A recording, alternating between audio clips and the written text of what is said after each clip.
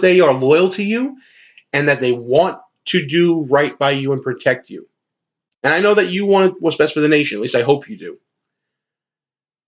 But let's calm down with this nonsense. These little things, they got to stop. This little stuff like this, worry about attendance of your inaugural and this whole idea of voter fraud. Understand the weight of your words when you say these things. And those of you on the left that hear me say this, I'm not letting you off the hook, man. Time for you to grow up. Time to move forward and help with building this nation. I think this whole idea of what you try to do and try to discredit Trump and delay matters, it's only going to come around and bite you in the butt again. There's so many examples we can talk about this week, from the violence in the streets to the women's protests. We're going to get to that in a little bit.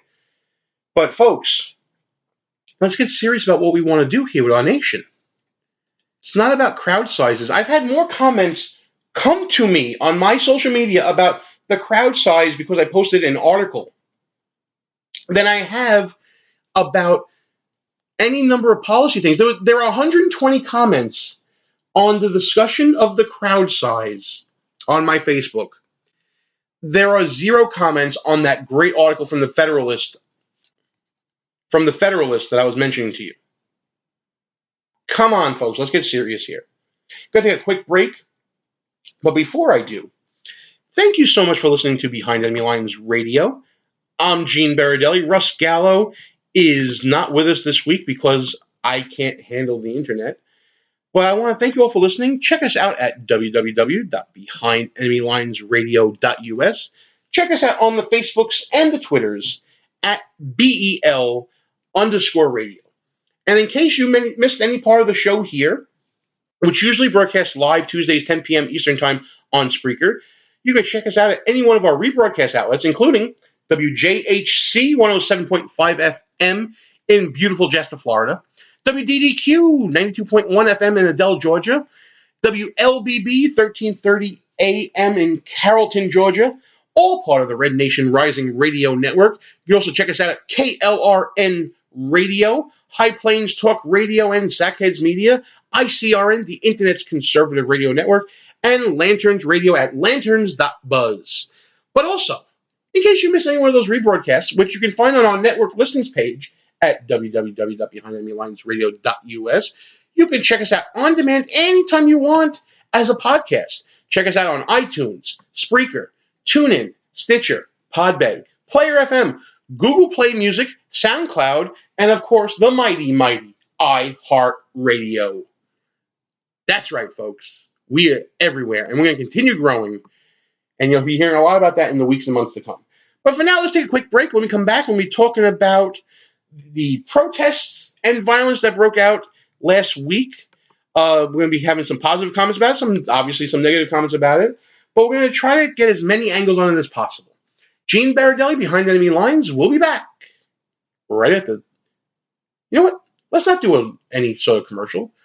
Let's let the Reverend Al talk a little bit, some equal time. Right after Reverend Al, we'll be back.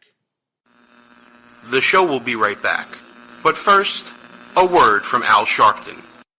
Good evening, Rev.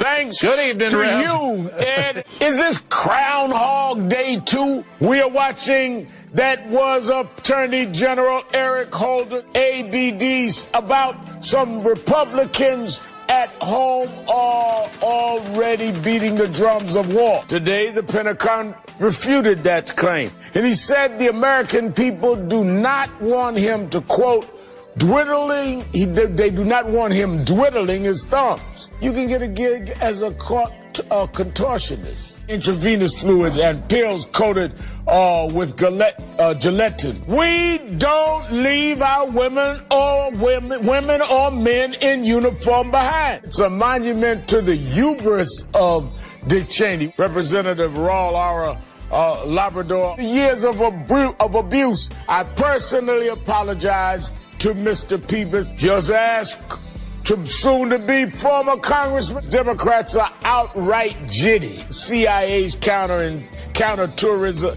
Counterterrorism Center. Veteran Affairs Secretary Shinseki. Why do I always mess up his name? Shinseki. I love my critics. I have fun with that.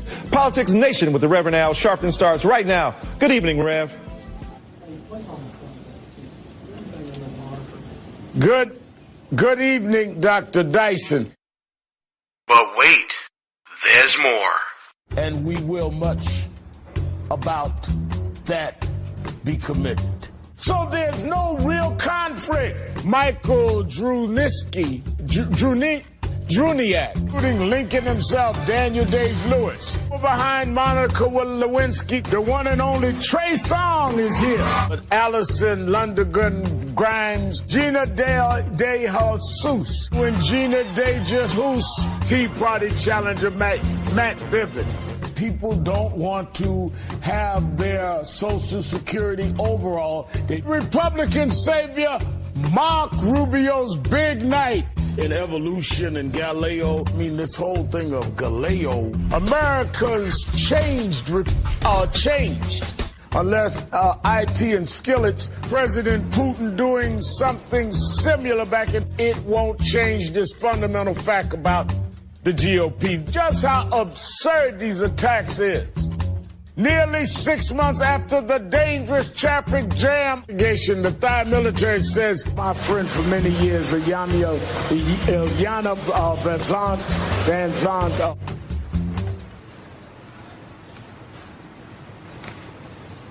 nothing there. And they gave this guy a TV show? Let's get back to our show. Gene Berardelli, back behind enemy lines. Folks, we're going to round out the show with a very brief discussion I want to have with you about the other things that happened this past week, and that one of them being the violent protests that broke out during Trump's inauguration and the evening that followed, and then also the next day with this very large and significant and important women's protest. I say important, and you'll understand why I think it's important in a second. But first, I had an interesting discussion, again, online on my Facebook with one of my, I would say, many liberal friends. Yes, I admit I have liberal friends. I don't live in an echo chamber. We can't live in an echo chamber, not anymore. If we need to make sure that we reach out to everyone and talk about as many things as are important to us as possible so we can reopen this dialogue. Yeah, I'm part of the healing, folks. That's what I do. But anyway, I was talking to one of my friends about these violent and well-coordinated protests and attacks that happened during Donald Trump's inauguration and in the moments afterwards and the parties afterwards and all that stuff. And one of my liberal friends, very active in Democratic politics in the People's Republic of New York, actually approached me and said, can you do me a favor? Can you please stop referring to these thugs as liberals or Democrats? Because that's not what they are. They're anarchists. They want to see the world burn. They want to cause disruption. They don't represent me. And I thought about it for a little bit. And I'm like, you know what? It's a very fair point to say that. But it also isn't a fair point to say that. It's fair to say that these protesters don't represent the vast majority of liberals and Democrats. I don't think anyone believes that violence is a solution. Okay, fine, I'll give you that. However, if not for the fervor stirred up against Donald Trump, these violent protests may or may not have happened. I tend to think that some of it would have, but not to the degree that it did happen. You saw the very worst of politics with these well-coordinated violent acts. People with masks, and they were breaking windows at a Starbucks and a Bank of America, both of whom, by the way, had donated heavily to Hillary Clinton. Just saying. But irony aside, no one wants to see that happen. Nobody wants to see it happen. I don't want to give too much lip service to it, but I do want to give props to my friend James O'Keefe and Project Veritas for their efforts in basically foiling the so-called Disrupt J20 underground protest movement by alerting the police of some of the activities they were trying to do, and they actually got arrests out of it. So kudos to them. The fact that we're seeing, for the first time, felony protesting arrests is because we need to underscore that this sort of behavior cannot be tolerated. And I think America saw a great juxtaposition, if I can use a bigly word. We saw a great juxtaposition between the violence that broke out by these imbeciles, these morons, these hoodlums, these thugs, and what the Women's March showed us the next day. I don't want to pay a lot of time on the violence because you don't want to give any credibility to these people, right? But let's give credit where credit is due to this Women's March. There are tons of criticism I have for it, which I'll get to in a second. But let's compare it to the violence in the streets of the inauguration. No arrests that I came to know about. I don't know if there may have been a couple later on. Peaceful protesting with a political message that they wanted to deliver to the president of, well, it wasn't really clear, but it was still a peaceful protest that included a lot of, vulgarity and, female body parts on display and all that. And okay, I guess. I mean, listen, I am far from a feminist, but I also understand that, and I guess I empathize that certain women, and a great deal of them, feel like second-class citizens in society. Granted that there are many, many laws on the books right now that say otherwise, that in practice don't exactly, measure out. There are some businesses out there. I mean, listen, Hillary Clinton herself paid women staffers less money than she paid her male staffers. That's all you really need to say. There's a hypocrisy on the issue, but there are critics. I understand to some degree, but I also understand that in a lot of ways, this protest had a lot of hypocrisy in it. This protest was hypocritical because it was organized and run in part by a woman who has connections to terrorists. I mean, we talk about, from the People's Republic of New York City, Linda Sansauer, who has familial connections to terrorism and who has spoken positively about Sharia law. I'm sorry, but I believe those ideas are diametrically opposed. The idea of women's equality and women's rights and all the things that you saw in the protest and who ran it. I also think the protest was hypocritical because not all women were really allowed or invited. There was one group that was a Right to Life group, whose name escapes me right now, that was invited as a sponsor of the Women's March. And when they found out that it was a Right to Life organization, they were disinvited. They marched anyway because with a crowd that size, how are you going to know? But it seems to me that if you're going to talk about women's rights, you have to embrace all points of view of all women.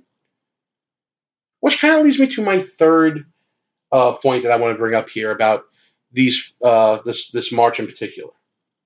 And that is, when are politicians going to learn, and make no mistake, the people that organize this are politicians in their own right. They may not be elected officials, but they're politicians, and they are people that want political influence or have political influence. When are these people going to understand that women are not a voting block? You cannot pigeonhole women into one category or one political ideology. That would be so wrong to do. Just like you can't say all men vote a certain way. You can't pigeonhole a sex into a voting block. There are so many issues that affect so many women in so many regions of our country, let alone the world. To say that one march speaks for all women. There are many women out there who, like I said, who are pro-life. There are many women out there who are pro-choice. There are many women out there who believe that Donald Trump is the best thing since sliced bread. In fact, a lot of them showed up at the polls and they voted for Donald Trump. You cannot turn women into a voting block no matter what, because women have different concerns. The stay-at-home mom have different political concerns than the career-oriented mom. The inner city woman who is single has different priorities than the rural area single woman